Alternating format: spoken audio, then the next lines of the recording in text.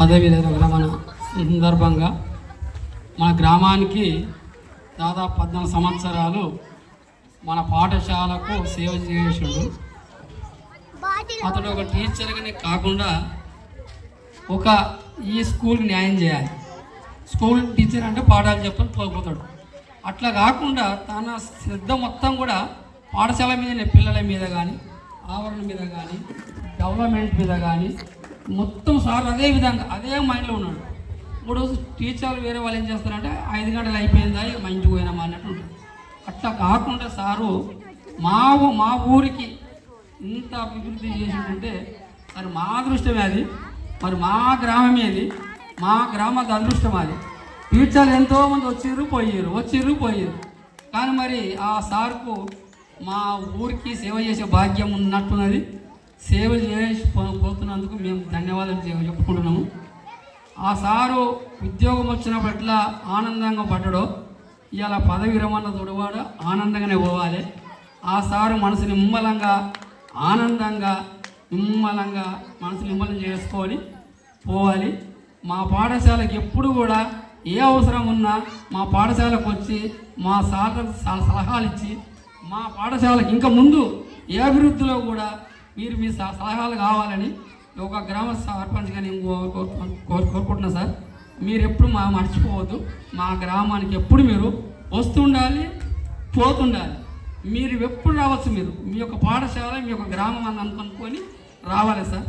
దాంతో నాకు ఈ అవకాశం ఇచ్చిన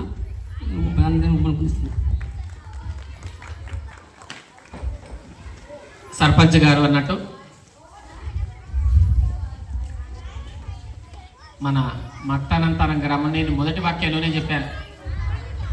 మా సొంత గ్రామం ఏంటంటే సూర్యాపేటని మర్చిపోయినా, ప్రస్తుతం ఉన్నటువంటి నివాసం ఉన్న హైదరాబాద్ మర్చిపోయినా, నా మట్టానంతరమే స్వంత గ్రామం అని చెప్పేసి నేను ఏనాడో చెప్పాను.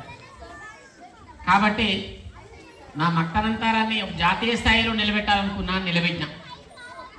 అంతేకాదు ఇది నా ఒక్కరి వల్ల కాదు, మా ఉపాధ్యాయుల సహకారం కానివ్వండి, మన గ్రామ పెద్దల సహకారం కానివ్వండి, నా స్నేహితుల సహకారం కానివ్వండి, అందరి వల్లనే సాధ్యమవుతుంది. అందరి సహకారంతోనే ఒక ఉన్నత స్థానానికి ఎదగటం జరుగుతుంది.